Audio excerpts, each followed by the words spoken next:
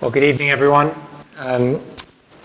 We're in Matthew chapter 1, beginning at verse 1. If you've got a Bible, do please follow along. And I will be reading and then opening this word to us. This is the genealogy of Jesus, the Messiah, the son of David, the son of Abraham.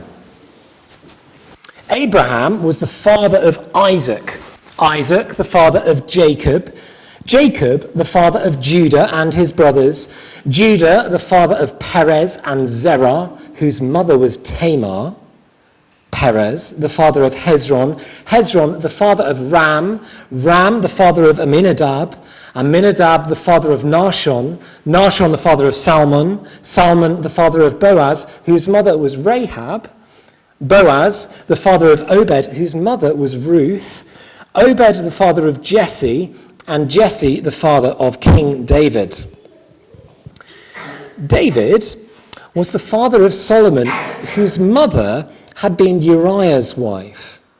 Solomon, the father of Rehoboam, Rehoboam, the father of Abijah, Abijah, the father of Asa, Asa, the father of Jehoshaphat, Jehoshaphat, the father of Jehoram, Jehoram, the father of Uzziah, Uzziah, the father of Jotham, Jotham, the father of Ahaz, Ahaz, the father of Hezekiah, Hezekiah, the father of Manasseh, Manasseh, the father of Amon, Amon, the father of Josiah, and Josiah, the father of Jeconiah and his brothers at the time of the exile to Babylon. After the exile to Babylon, Jeconiah was the father of Shealtiel, Shealtiel the father of Zerubbabel, Zerubbabel the father of Abihud, Abihud the father of Eliakim, Eliakim the father of Azor, Azor the father of Zadok, Zadok the father of Achim, Achim the father of Elihud, Elihud the father of Eleazar, Eleazar the father of Mathan, Mathan the father of Jacob, and Jacob the father of Joseph, the husband of Mary, and Mary was the mother of Jesus, who is called the Messiah.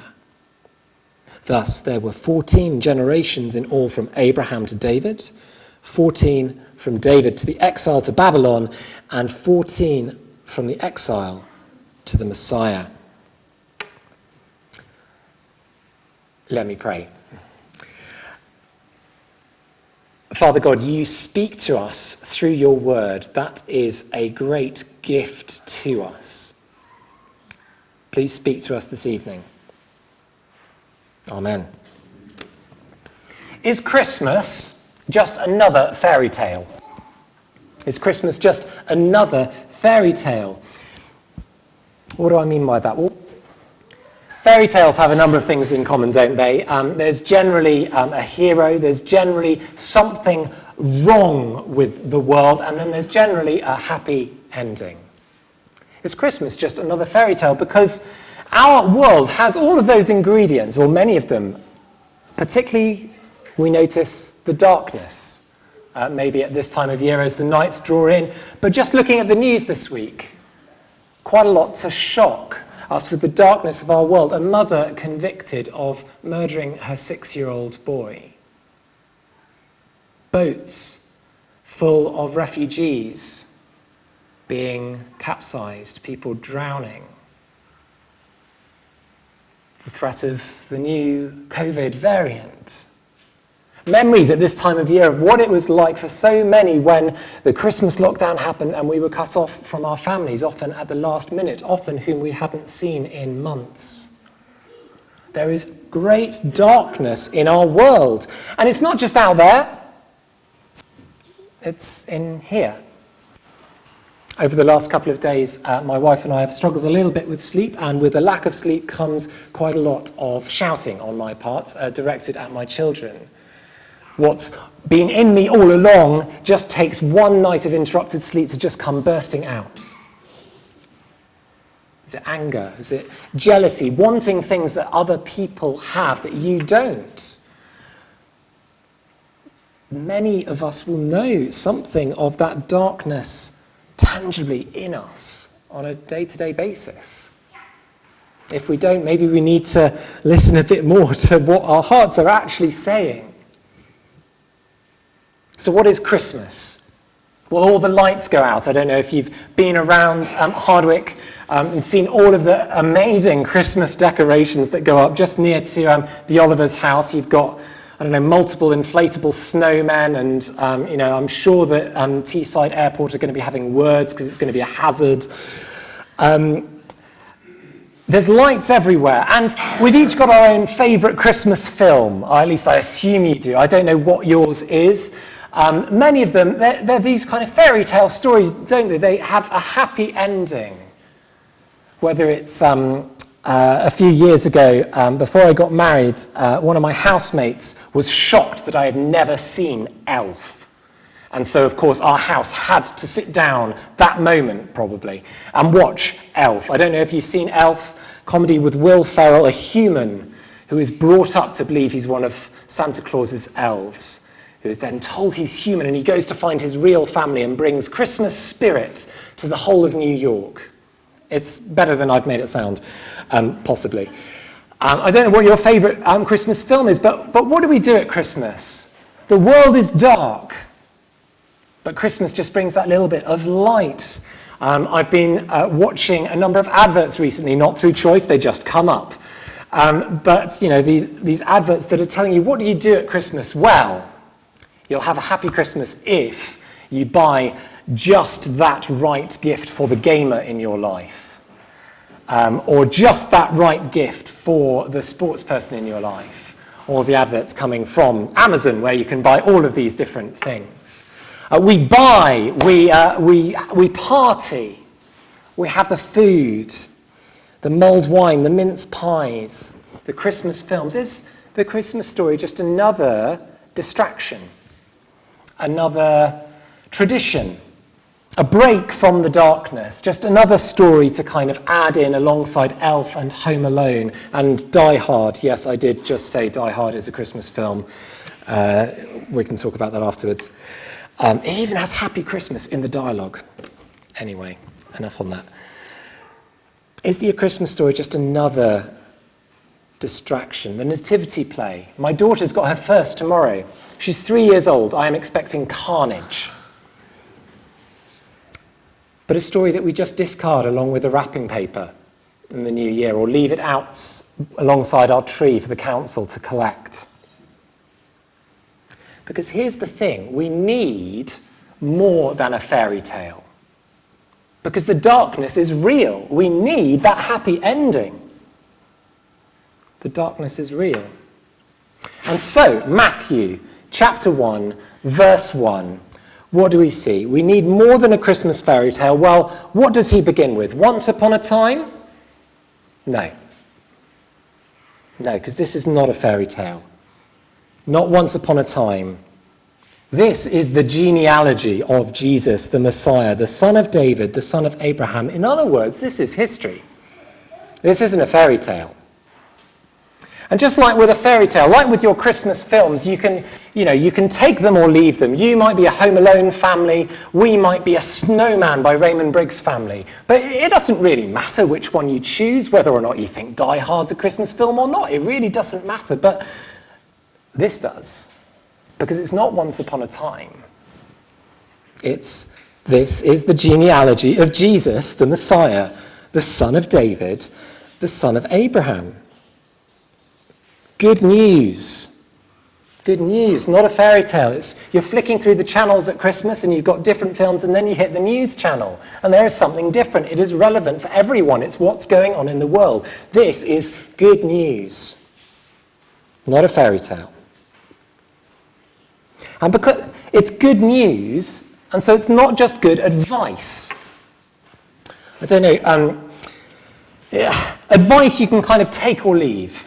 At Christmas, there's a lot of advice out there. There's advice on how to cook a turkey to make sure that it's nice and moist. If you've got advice on how to do that, please let me know, because I have never succeeded. But there's lots of advice out there, advice how to survive without the Christmas hangover, whether that is through excess alcohol, or whether that is just through excess food and turkey and stuffing and chocolate. But But this is good news, not good advice. This matters. Good advice you can take or leave. This you've got to listen to. So it's good news, not a fairy tale. Good news, not good advice. And it is good news about Jesus the Messiah, the son of David, the son of Abraham. And Matthew wants to introduce us to Jesus. And what's he do then? Well, he gives us the family tree. And I've read through it all. And it's quite extensive. And we're left thinking, what is he on about? Because what has this got to do with introducing us to Jesus? Well, here's the thing. In the ancient world and in much of the world today, who your family is really important to knowing who you are. The family that you're from determines who you are, your place in society. And so laying out his family tree like this, it's a bit like Matthew's giving us Jesus' CV.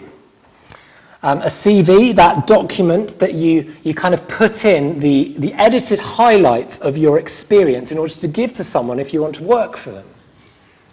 Tells you a bit about who you are, what your qualifications are for the job that you're going for. And that's what Matthew's doing. He's laying out, if you like, Jesus' qualifications to be that one who will deal with the darkness. So, we jump in. And Matthew gives us a summary in verse 1, the son of David, the son of Abraham, but that's then kind of expanded over this next bit. And you'll see, if your Bible's like this one, you've got gaps that split the genealogy into three sections. We've got Abraham to David, we've got David to Jeconiah, and then we've got Jeconiah all the way through to Jesus. Those are kind of the three sections that we're following. So firstly, Abraham to David. So we're introduced to Abraham. And we saw this a bit with Matt this morning. Abraham, the father of the nation of Israel, who is given a promise that one of his offspring is going to come and deal with the darkness. The promise is that through this offspring, all nations everywhere are going to be blessed. So right at the start of his genealogy, we have this expectation that one of these children along this family tree is going to be someone through whom the whole world is going to be blessed. They're bringing blessing to the nations.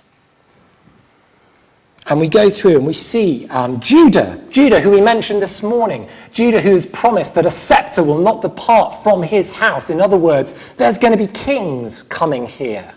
And so we're starting to look for a king. Who's the king going to come? The offspring, the king who is going to bring blessing to the nations. And we get to David. Now, there's lots of kings on this list, but David gets called King David because he's given a promise. Another promise. David has promised, 2 Samuel chapter 7, that there is going to be a king sat on his throne forever. So our expectations, our hopes are being raised, not just someone who is going to bring blessing to the nations, but an eternal king who is going to deal with the darkness, deal with injustice. And just as our expectations are being raised, well, then they're dashed again because, well, what does David do? David was the father of Solomon, whose mother had been Uriah's wife. That's kind of putting it mildly. He had been Uriah's wife. David had taken her, even before Uriah was dead. In fact, David then conspired to have Uriah murdered in order to take his wife away. The hope that someone's going to come and deal with the darkness, and it comes down to this. And it goes from worse to worse. Solomon, stuff goes wrong. Rehoboam, abhorrent. And by the time we get down all the way, we get to Jeconiah and his brothers at the time of the exile to Babylon. In other words, this family who God had promised are going to be a blessing to the nation, well, now they're cursed by the nations as they're taken into exile. And we're left thinking, is that it? God fought the darkness, but the darkness won. No. And so this third generation, verse 12, starts in exile, but it ends in Israel. But it's this time of the songs that we've just been singing, O come, Emmanuel, and ransom captive Israel, that mourns in lonely exile.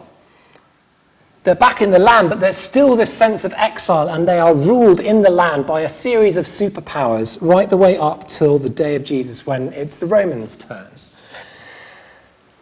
But they've started in exile, and by the end there is this glimpse of light. Jesus, who is called the Messiah, God's anointed king, the eternal king promised to David, the one who would bless the nations promised to Abraham, and he is here. The one who will deal with the darkness, God's eternal king. But here's the problem. Because if he's come to deal with that darkness, and the darkness is not just out there, the darkness is in here, well, he's come to deal with me. He's come to deal with people like David, the adulterer. He's come to deal with the darkness. He's just, but I benefit from injustice. He is always true, but I lie and deceive. And so Matthew wants us to know, no, this is good news for you. Let's look back over and we'll spot two things that Matthew wants us to see. And the way he's done it is subtle. He's inserted people into this genealogy just to make particular points. So with a CV, I used to work in recruitment and particularly finding people their kind of first jobs out of school or out of university. And so I was helping a lot of people put together their CVs. And one of the things for those kind of entry-level jobs that we would always say is you want your CV condensed to one page. You want to highlight the most important, most interesting things that are relevant to your employer. You want to condense it down and you want to just focus on the stuff that's going to impress them the most. And ancient genealogies were a bit like that. The famous Herod the Great of the Christmas story. Well, we've got some copies of his genealogy that he put together, and he has taken out an awful lot of relatives of his that he did not want to be associated with, that we know are in his family tree. He's taken them out because he's like, no, nothing to do with me. Does Jesus do that? Does Matthew's genealogy do that? Well, no. He actually does the opposite. Verse 3, Judah, the father of Perez and Zerah, whose mother was Tamar. That's a reminder of a rather horrific episode. Tamar is Judah's daughter-in-law. And she seduces her father-in-law in order to have his children. Judah, certainly not blameless, he's out looking for a prostitute. Finds her. This is not the kind of story you really want to have in your CV, as it were. But it's right there. This genealogy is not pruned. Or, to take the one we've already looked at, David was the father of Solomon, whose mother had been Uriah's wife. Verse 6. That whole story of adultery and murder, right there. Could have just said David is the father of Solomon, Solomon the father of Rehoboam. No, he's put it in. In other words, Matthew wants to make it absolutely clear that Jesus has joined a family of sinners. The family that he is being born into is one full of despicable people. In other words, it's like any family, a family that has sinners in it. Jesus, to deal with the darkness, he steps down into it. He's kind of mired in it. He joins the family of idolaters and adulterers in order to rescue them into his family of light and life and love. And so this good news about Jesus in the Christmas story, it is for us. When he was born, his family was already shot through with sinners. And now he invites more in, invites us. So it's good news for people like us. It is also good news for the whole world. Again, where's Matthew add things into this genealogy? Well, firstly, we have the mention of Tamar. Then we have mention of, who's next? Rahab, verse 5. Ruth, verse 5. Uriah's wife, Bathsheba, verse 6. Apart from being women, what do they all have in common? Well, they're not Jews. They're Gentiles. Tamar is a Canaanite, so is Rahab. They are included in this family tree. Ruth is a Moabite who comes to follow the God of Israel. Uriah is a Hittite, and so in all likelihood Bathsheba is too. Again, not part of the nation of Israel, but included here in the family tree. Abraham is promised that his offspring will bless the nations. Well, the nations are already being blessed. They're already being brought into God's family. We see that throughout. Matthew is hinting at this inclusion of the Gentiles, and as the gospel goes on, we see it more and more and more. And so by the end, Matthew 28, verses 18 to 20, Jesus says, "All authority has been given to me. I am God's eternal king. Therefore, go and make disciples of all nations." Go out. Go into the nations. They're already in my family tree. And I want even more in my family. In Isaiah, God says to Jesus, "It's too small a thing for you to go to the house of Israel. I will send you to the nations." And we see in miniature in this genealogy the start of that, as first individuals, then families, then whole peoples invited in to join God's eternal family from all over the world. God's King has come to deal with the darkness and bless the nations. And that means us. We're here amongst the nations. And so this message is for us here tonight. Christmas is not just a fairy tale. It is real history. It is relevant for you. And it is relevant for you whether you are grand, mighty, and illustrious like King David. Maybe some of you are. You're keeping it well hidden. Don't see any crowns. Or whether you're the lowest of the low. Both are there in Jesus' family tree. They're there if you are the one who seems squeaky clean, or the one who knows that you are sinful and you are full of the darkness. Both there on Jesus' family tree. And this good news is for you, whether you are part of this historic people of God, or whether you are part of the nations of the world. Wherever you are from, this good news is for you. It is not a fairy tale. But it does have a happy ending.